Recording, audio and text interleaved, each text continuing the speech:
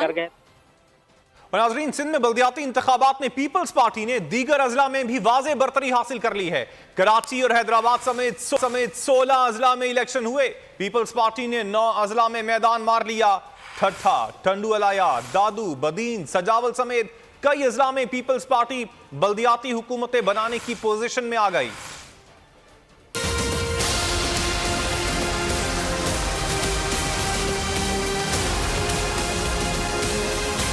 सिंध में तीर चल गया।